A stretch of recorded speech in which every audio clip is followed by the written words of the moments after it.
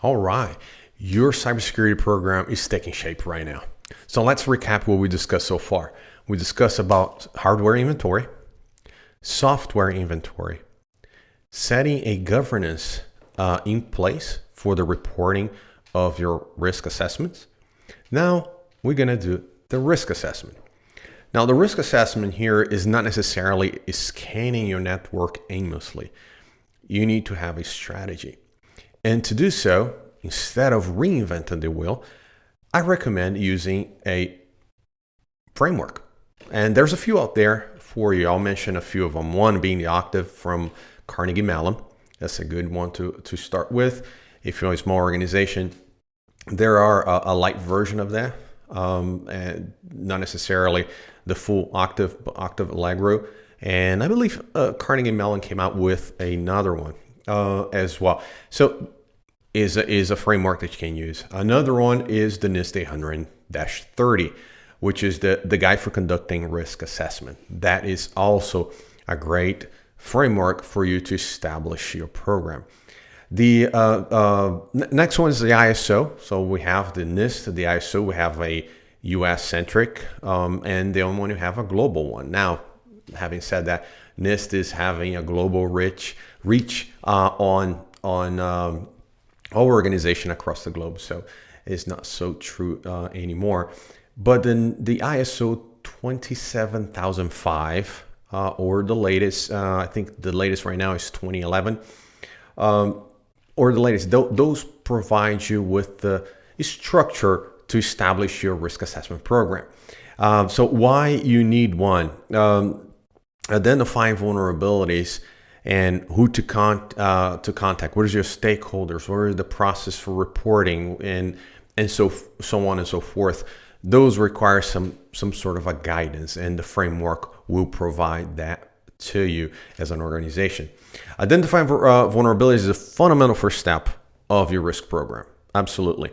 The NIST Cybersecurity Framework ID.RA-1 assess vulnerabilities are identified and documented. This is the first step we're going to find. You're going to identify them. We're going to document either a spreadsheet or a report with followed by an analysis and a conclusion there. Having that is your first step on that risk assessment identification subcategory in the cybersecurity framework. But having that also, not only that, you also need to focus on having the right staff that is trained to manage and oversee your vulnerability management framework. Not only that, these staff need to be trained on all the tools and automation and methodologies on how to perform vulnerability management framework. That is also an important part of this phase. You need that qualified staff to make that happen for you. The next step then, your team identify the threats on your organization, both internal and external to your organization. Now that you identify the vulnerabilities, you need to identify the threats to your organization. That falls and aligns right into the next subcategory in the cybersecurity framework, and that is the ID.RA-3, which is a threat both internal and external are identifying a document in your organization. Why that is important? Well, should I just patch everything? Absolutely. But remember, you're not going to be able to protect your organization against everything, every threat out there. You need to focus on key direct threats to your organization that you will establish a strategy on protecting the organization, on requesting funding for investment that a particular threat has a greater likelihood to occur on your industry or on your particular organization than any other threat. So you have to make a priority list out of those. So that is the identification of threat in your organization.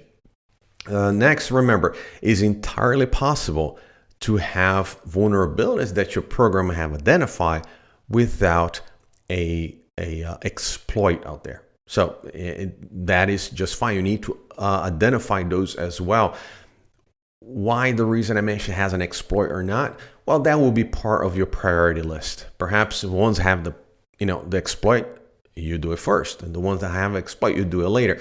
Not to say I'm not going to patch because there is no threat to it, that there's no exploit or immediate threat to that. that is not the case. It's just a priority. But also that falls into the NIST CSF ID.RA-1, which is threat, vulnerability, likelihood, and impacts that are used to determine risk. So once again, right, that priority list you need to. So here we are addressing 3 subcategories of the NIST cybersecurity framework, part of your risk assessment program. So identify the vulnerabilities, identify the threats, and then you prioritize how you're going to address these threats in your organization, starting from the highest risk against your critical cyber asset, affecting the mission, vision, and the services that you provide to your shareholders and stakeholders and the community.